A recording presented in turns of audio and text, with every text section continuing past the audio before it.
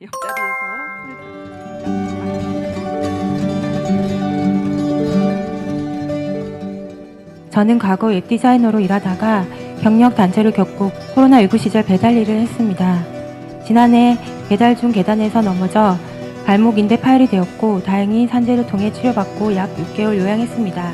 현재 제 남편도 배달 일을 하고 있습니다. 남편도 며칠 전에 배달 중 교통사고를 당해 8주 진단을 받아 병원에 입원 중입니다. 남편까지 배달 일 중 사고를 겪다니 너무나 슬프고 힘든 상황입니다. 남편도 현재 산재보험 신청 절차 중에 있는데 하루빨리 회복하여 다시 일하는 모습을 보고 싶습니다. 남편도 배달 일을 하다가 다치다 보니 이 일이 정말 위험하고 힘든 일이라고 생각됩니다.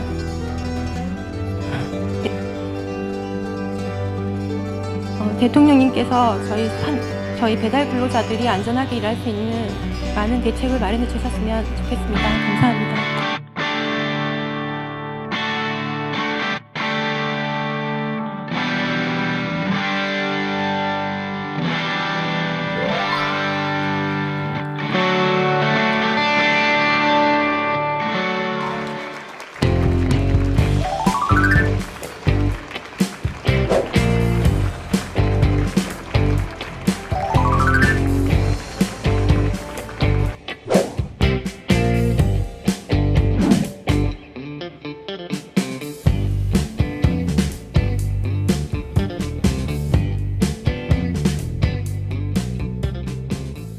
여러분 반갑습니다. 지난 3월 말 이후에 한 달 반 만에 다시 민생토론회에서 여러분 이렇게 뵙게 됐습니다. 그동안 24번의 민생토론회를 했고 그 과정에서 다양한 현장의 의견을 청취해서 국가 정책에 적극 반영해 왔습니다. 그리고 24번의 민생토론회를 한 후에 두 차례 점검회의를 통해서 또 후속 조치도 다 챙겼습니다. 이제 민생토론의 시즌2를 시작합니다. 더 많은 성과를 낼 수 있도록 여러분들의 지혜를 함께 모아주셨으면 하는 바람입니다.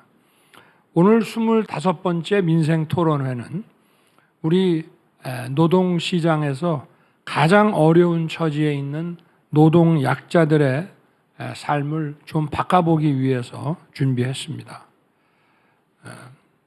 경제가 성장하면서 노사관계도 많은 변화를 겪어왔고 또 근로자들의 삶도 장기적으로는 개선되어 왔습니다. 하지만 우리 사회는 이런 성장의 과실을 제대로 공유하지 못하는 많은 노동약자들이 있습니다. 또 거대 노조의 보호를 받는 노동자도 많습니다마는 또 소외되어 있는 미조직 근로자와 비정규직 근로자들을 비롯해서 최근 근로 형태의 변화와 함께 등장한 특고 종사자, 또 사무실 없이 일하는 배달, 대리운전, 택배기사와 같은 플랫폼 종사자들이 바로 그런 분들입니다. 노동개혁을 하는 데 있어서 이런 노동약자들의 현실을 외면한다면 제대로 된 개혁이라고 할 수가 없습니다. 오늘 토론을 통해서 현장에서 효과를 낼 수 있는 좋은 대책들이 많이 나오기 바랍니다. 우선 노동약자들에 대한 지원 체계를 전반적으로 정비할 필요가 있습니다. 특히 미조직 근로자들의 경우에는 노동 현장에서 어려움을 겪어도 하소연할 곳조차 찾기 어렵습니다. 지난 민생토론회 점검회의에서 고용부의 미조직 근로자 지원과 설치를 지시했습니다. 6월 10일에 미조직 근로자 지원과가 출범할 예정입니다. 현장과 소통하면서 제대로 도움을 드릴 수 있도록 저도 잘 챙기겠습니다. 아울러 보다 근본적인 차원에서 노동약자들을 보호하는 제도적 기반을 마련해야 합니다. 정부는 노동약자 지원과 보호를 위한 법률을 제정해서 노동약자를 국가가 더 적극적으로 책임지고 보호하겠습니다. 이 법은 미조직 근로자들이 질병, 상해, 실업을 겪었을 때 경제적으로 도움을 받을 수 있는 공제회 설치를 지원하고 또 노동 약자들이 분쟁을 조속히 해결하고 제대로 보호받을 수 있도록 분쟁 조정 협의회 설치를 담고 있습니다. 또 노동 약자들을 위한 표준 계약서도 이 법의 틀 안에서 마련될 것입니다. 미조직 근로자 권익 보호와 증진을 위한 정부 재정 지원 사업의 법적 근거도 이 법에 담을 것입니다. 이와 함께 노동 약자들을 위한 권익 증진 사업을 지속적으로 늘려 나가겠습니다. 원청기업과 정부가 매칭해서 영세 협력사의 복지 증진을 지원하는 상생연대 형성 지원 사업과 단독으로는 복지기금 운영이 어려운 영세 중소기업들이 공동으로 복지기금을 조성하도록 지원하는 공동근로복지기금 조성 사업을 확대해 나가겠습니다. 아울러 현장에서 즉각 해결할 수 있는 문제들은 빨리 풀겠습니다. 최근 급격하게 늘어난 배달 종사자들은 늘 교통사고 위험에 노출되어 있습니다. 그렇지만 보험료가 비싸서 가입조차 어려운 실정입니다.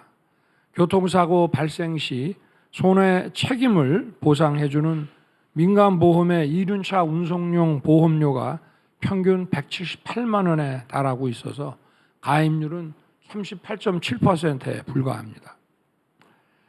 배달 서비스 공제조합을 설립하고 시간제 보험을 확대해서 보험료 부담을 크게 덜어드리고자 합니다. 또 플랫폼 종사자들의 경우는 잠시 쉬고 싶어도 휴게 시설이 크게 부족합니다.